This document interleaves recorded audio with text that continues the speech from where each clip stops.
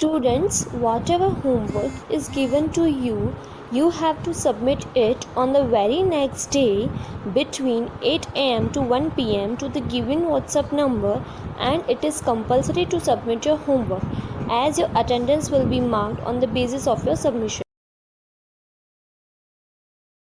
अब हम करेंगे शब्दार्थ। 1. त्वचा खाल। 2. दर्पण शीशा। 3. नाराज अप्रसन्न। 4.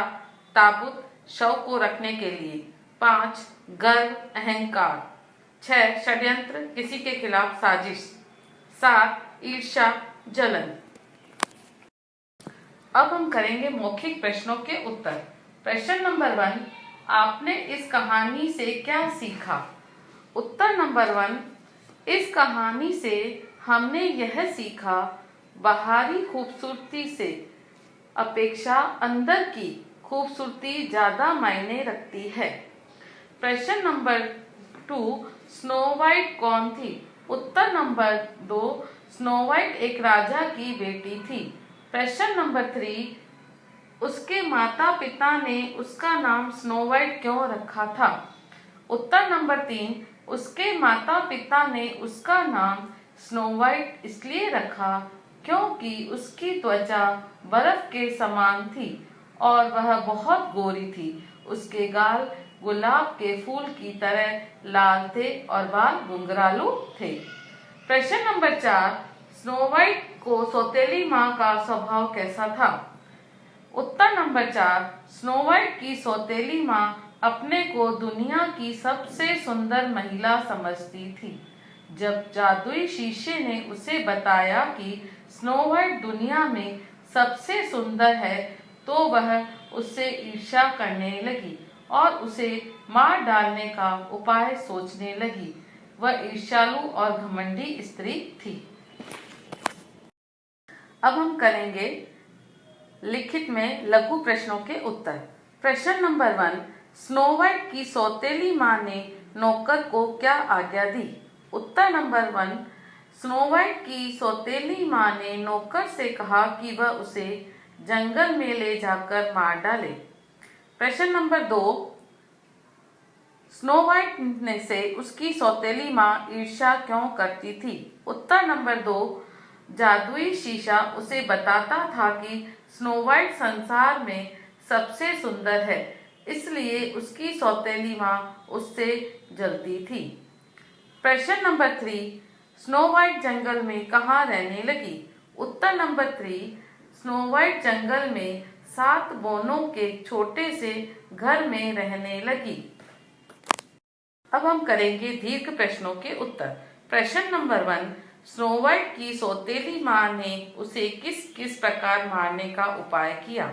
उत्तर नंबर 1, पहले उसने अपने नौकर को आज्ञा दी कि वह उसे जंगल में ले जाकर मार डाले। वह एक बुढ़िया का रूप बनाकर 7 बोनों के घर पहुंची। उसने स्नो वाइट को नीचे बुलाकर उसके बालों में जहरीला कंगा चिपका दिया, जिससे वह बेहोश होकर धरती पर गिर पड़ी। दुष्ट रानी को फिर पता चला कि स्नो वाइट अभी भी जिंदा है, तो सेब के आधे भाग में जहर की पिन लगाकर उसे स्नो वाइट को खाने को दिया। जैसे ही स्नो वाइट ने सेब का एक टुकड़ा खाया, वह फिर से मरी हालत में जमीन पर गिर गई। प्रश्न नंबर 2, स्नो वाइट के मुंह से जहरीला सेब किस प्रकार निकला और उसके बाद क्या हुआ? उत्तर नंबर 2, स्नो वाइट जब जहरीला सेब खाने से मरने जैसी अवस्था में हो गई, तो 7 बोनों ने उसे एक कांच के ताबूत में रखा। कुछ दिन बाद एक राजकुमार उधर से निकला। वह स्नो वाइट पर मुग्ध हो गया। उसने बोनों से कांच का वह ताबूत ले लिया। वह ताबूत को घोड़े पर लाद कर अपने नगर की ओर चल पड़ा। रास्ते में उसके घोड़े को ठोकर लगी। वह लड़खड़ा गया। उसी समय स्नो वाइट के मुंह से सेब का जो टुकड़ा था वह गिर गया और उसने आंखें खोल दी। प्रश्न नंबर 3, दुष्ट रानी का अंत किस प्रकार हुआ? उत्तर नंबर 3, जब जादुई शीशे ने अंत में रानी को बताया कि अब भी स्नो वाइट जीवित है और संसार में सबसे सुंदर है, तो वह सुनते ही रानी क्रोध से लाल हो गई। उसने शीशे को पटक कर तोड़ दिया और जोर जोर से चिल्लाने लगी। ईर्ष्या और जलन के कारण उसका दिल फट गया और वह मर गई। प्रश्न नंबर 4, आपके विचार से स्नो वाइट में कौन कौन से विशेष गुण थे? उत्तर नंबर 4, स्नो वाइट विनम्र, शांत, खूबसूरत, दयालु, व्यवहार कुशल, सीधी सादी थी। अब हम करेंगे उचित शब्द चुनकर रिक्त स्थानों की पूर्ति कीजिए। नंबर 1, स्नो वाइट के गाल डैश के फूल की तरह लाल थे। सही उत्तर गुलाब। प्रश्न नंबर 2, नई रानी के कमरे में एक डैश शीशा था। सही उत्तर जादुई। नंबर 3, 7 बोने पहाड़ों में डैश खोदने का काम करते थे। सही उत्तर चांदी। 4, रानी ने एक डैश लिया, आधा लाल और आधा सफेद था। सही उत्तर सेब। 5, ईर्ष्या और डैश के कारण रानी का दिल फट गया। सही उत्तर जलन। अब हम करेंगे भाषा की बात। निम्नलिखित शब्दों से उपसर्ग अलग करके लिखिए। तो बच्चों, उपसर्ग की परिभाषा है जो शब्दांश किसी शब्द के आरंभ में जुड़कर उनके अर्थ में परिवर्तन ला देते हैं, उन्हें उपसर्ग कहते हैं। तो बच्चों, उपसर्ग हटता है अगर लगता है और मूल शब्द उसके साथ जुड़ता है तो उसके अर्थ में परिवर्तन हो जाता है। तो नंबर 1 है खूबसूरत। तो खूब है उपसर्ग और मूल शब्द है सूरत। 2, असफल, अ है उपसर्ग और मूल शब्द है सफल। 3, बेहोश, बे है उपसर्ग और होश है मूल शब्द। 4, अनास्था, अन है उपसर्ग और मूल शब्द है आस्था। 5, प्रतिपल, प्रति है उपसर्ग और पल है मूल शब्द। 6, प्रबोध, तो प्र है उपसर्ग और बोध है मूल शब्द। नीचे दिए शब्दों के दो दो पर्यायवाची शब्द लिखिए। तो बच्चों, पर्यायवाची शब्द है का परिभाषा है, प्राय का अर्थ है समान और तथा वाची का अर्थ है बोले जाने वाले, अर्थात समान बोले जाने वाले शब्दों को हम पर्यायवाची शब्द कहते हैं। 1 है कपड़ा, पट, वस्त्र। नंबर 2, सूर्य, रवि, दिनकर। 3, जल, नीर, पानी। 4, घर, गृह, निकेतन। 5, पुष्प, फूल, कुसुम। 6, पहाड़, पर्वत, गिरी। 7, वृक्ष, तरु, पेड़। 8, पक्षी, खग, विहग। अब हम करेंगे विलोम शब्द लिखिए, उल्टे अर्थ वाले शब्द। 1, बालक, बुढ़ा। 2, दुष्ट, सजन। 3, प्रसन्न, अप्रसन्न। 4, खुश, उदास। 5, होश, बेहोश। 6, सुंदर, बदसूरत। अब हम करेंगे वाक्यांशों के लिए एक एक शब्द दीजिए। 1, छोटे कद का आदमी, बोना। 2, जिसके मन में दया हो, दयालु।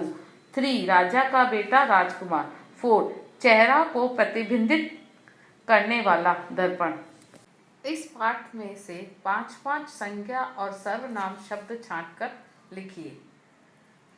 तो बच्चों, संज्ञा के बारे में आप जानते हैं।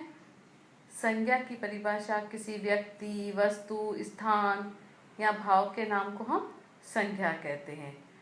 और सर्वनाम, जो शब्द संज्ञा के स्थान पर प्रयोग किए जाते हैं उन्हें हम सर्वनाम कहते हैं।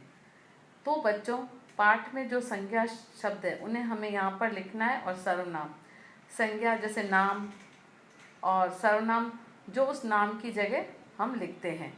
तो बच्चों, आप पाठ में से छांट कर संज्ञा और सर्वनाम होमवर्क में लिखेंगे। अब हम करेंगे अभ्यास पुस्तिका में से पाठ 16, क्वेश्चन नंबर 4, किसने किससे कहा। प्रश्न नंबर 1, ओ दीवार के शीशे सबसे सुंदर कौन है। उत्तर नंबर 1, रानी ने शीशे से। प्रश्न नंबर 2, यदि तुम खाना बनाओगी तो हम तुम्हें रखेंगे।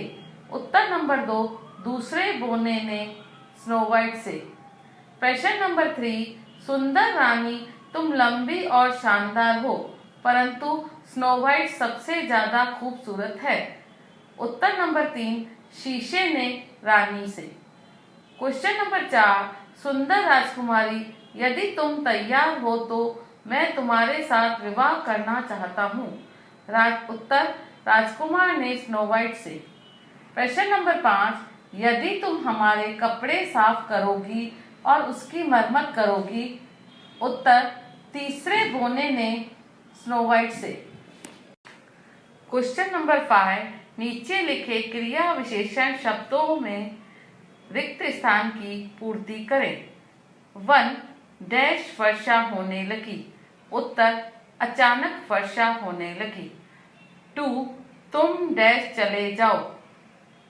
उत्तर तुम ऊपर चले जाओ। 3, हम डैश प्रयत्न करेंगे। उत्तर हम यथाशक्ति प्रयत्न करेंगे। 4, डैश खाइए डैश खा सके। उत्तर हर दिन खाइए उतना जितना खा सके। 5, हमारे घर डैश मेहमान आ रहे हैं। उत्तर हमारे घर आज मेहमान आ रहे हैं। 6, वह डैश पढ़ाई कर रहा है। उत्तर वह ऊपर पढ़ाई कर रहा है। 7, मामी जी डैश घूम रही हैं। उत्तर मामी जी बाहर घूम रही हैं। 8, परीक्षा के समय डैश पढ़ो। उत्तर परीक्षा के समय अधिक पढ़ो। 9, कल से डैश पानी पड़ रहा है। उत्तर कल से लगातार पानी पड़ रहा है। 10, गाड़ी में पेट्रोल डैश रह गया। उत्तर गाड़ी में पेट्रोल कम रह गया।